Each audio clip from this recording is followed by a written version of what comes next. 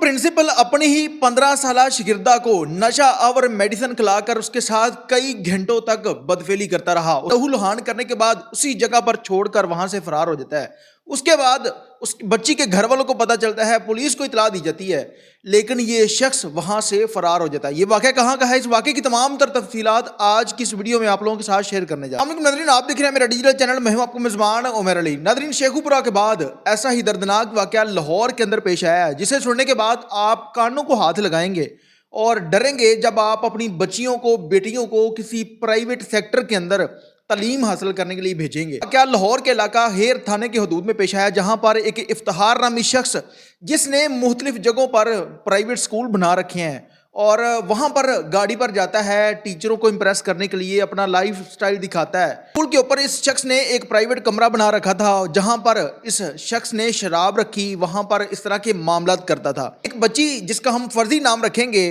क्योंकि जाहिर सी बात है उस बच्ची ने इस मुआशरे के अंदर जिंदगी गुजारनी है, उसका नाम हम किसी को नहीं बता सकते, उसका फर्जी नाम हम फरदाना रखते। अब ये शख्स इतवार वाले दिन फरदाना की वालदा को कॉल करता है कि बच्ची जो है उसको आप स्कूल भेज दें, एकेडमी की तैयारी करवानी है, क्योंकि आगे एग्जाम आ रहे हैं, इसलिए हम चाहते हैं कि इन बच्चों को अच्छे तरीके से तैयारी करवाएं और अच्छे नंबर लें, ताकि हमारे स्कूल का और आपके बच्चों का अच्छा मुस्तकबिल बन सके। जो थी ये 9th क्लास की स्टूडेंट थी, खूबसूरत थी और बाया पहनकर स्कूल जाती थी। जब इस शख्स ने उसकी वालदा को फ़ोन करके बोला, उसके वालिदैन जो थे वो ज़्यादा पढ़े लिखे नहीं थे, उन्होंने अपनी बच्ची को और उसके साथ अपनी छोटी बेटी को, 7 साला उसकी जो बेटी थी उसको भी साथ भेज दिया। बेटी थी, इसकी उम्र 15 साल है, 9th क्लास की स्टूडेंट है। जो छोटी बेटी थी उसकी उम्र तकरीबन 7 साल है। ये दोनों बहनें उस स्कूल के अंदर जाती हैं और जाकर अपने उस प्रिंसिपल से पूछती हैं कि सर बाकी स्टूडेंट क्यों नहीं आए। अब वो शख्स कहता है कि आ जाते हैं, आप बैठ। उतनी ही देर में नीचे दरवाज़ा नॉक होता है, ये शख्स नीचे जाता है और जो बच्चा और कोई आया था उसको कह देता है कि आप चले जाएं, छुट्टी है। अब इस शख्स ने ये हिसाब लगाया कि एक जो है वो शिकार आ गया है, इसको शिकार करते हैं, अगर कोई दूसरा आएगा तो मामला ख़राब हो जाएंगे। अब इस शख्स ने वहाँ पर नशा और मेडिसिन पहले से ला कर रखी थी। बोतल के अंदर उस बच्ची को नशा और मेडिसिन दी जाती है। अब वो बच्ची कहती है कि सर मैंने बोतल नहीं पीनी, सर्दी है। अब ये शख्स ज़बरदस्ती इनको कहता है कि बेटा पी लें। अब जाहिर सी बात है, उस्ताद एक शागिर्द को कह रहा हो, प्राइवेट सेक्टर के अंदर तो इस तरह के मामला तो होते हैं। वहाँ पर बच्चों को इतना डर होता है कि टीचर मारते इतना ज़्यादा है, इस तरह के मामला होते हैं। वो दोनों बच्चियाँ उस बोतल को जैसे ही पीती हैं, अब 7 साला बच्ची उसी टाइम बेहोश हो जाती है। जो 15 साला बच्ची थी जिसका फर्जी नाम हमने फरदाना रखा है, वो कुछ ही देर बाद वो बेहोश हो जाती है। अब इस शख्स की उम्र तकरीबन 45 से 50 साल है। ये शख्स बदबख्ती करता है, कई घंटों तक लगातार बदबख्ती करता है। अब उसके बाद जब वो बच्ची बेहोश थी, उसके बाद होश में आ जाती है, तो ये शख्स फिर उसके साथ दरिंदगी करता है। अब की बार इस शख्स ने गन पॉइंट पर उस बच्ची के साथ दरिंदगी की। अब ये सारे मामला करने के बाद ये शख्स उन बच्चियों को वहाँ पर छोड़ता है और वहाँ से फरार हो जाता है। अब जब छोटी बच्ची होश में आती है, वो स्कूल के नीचे देखती है, उसकी बहन नज़र नहीं आ रही, ऊपर वाले कमरे में जाती है और वहाँ पर देखती है कि उसकी बहन जो कि खून में लथपथ पड़ी हुई है। वो बच्ची भागती है, घर जाती है, जाकर अपनी वालदा को बताती है कि मेरी बहन को पता नहीं क्या हो गया है, उसके जिस्म से खून निकल रहा है। उसकी वालदा आहो पुकार करती है, मोहल्लेदार इकट्ठे हो जाते हैं। जब उसकी वालदा चीखो पुकार करती है तो वहाँ पर जब पहुँचते हैं देखते हैं नाउज़ुबिल्लाह उस बच्ची की हालत गैर थी, उस बच्ची का बुरा हाल था। अब इस शख्स ने दरिंदगी के बाद उसको छोड़कर वहाँ से फरार हो जाता है।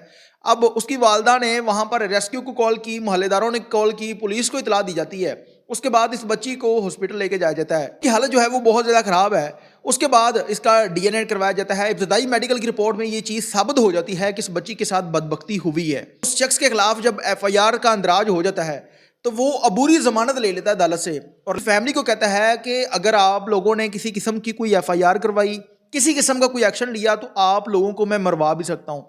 कभी प्लॉट का लालच दे रहा है कि फ़लान जगह पर घर ले देता हूँ, आप जो है वो मेरे ऊपर किसी किस्म का कोई FIR ना करवाएं। कभी उनको कहता है कि मैं इस बच्ची के साथ शादी करने के लिए तैयार हूँ। ये 45 से 50 साला शख्स जो कि उस बच्ची के साथ दरिंदगी करता है, वो 9th क्लास की स्टूडेंट है और उसके बाद जो है वो उसका क्या हाल होगा। अब वो बच्ची इतनी डरी और सहमी है। दोस्त जो है वो एक निजी TV चैनल पर प्रोग्राम करता है, जब वो शख्स उसका इंटरव्यू करने जाता है तो वो बच्ची, जब उसने दरवाज़ा नॉक किया तो वो बच्ची जो है वो चीखो पुकार करने लग जाती है। जिस तरह हम फिल्मों के अंदर देखते हैं कि बच्चे जो अगर कोई कत्ल देख लेते हैं तो उसके बाद वो डरते हैं, इस तरह वो बच्ची कहती है इफ्तिखार सर आगे, वो मुझे मारेंगे, वो मेरे साथ इस तरह करेंगे। उसके बाद उसकी वालिदैन का इंटरव्यू करने के बाद जब उनसे पूछा गया तो वो कहते हैं कि हमें थ्रेट्स हैं, हमें मारने की धमकियाँ दी जा रही हैं।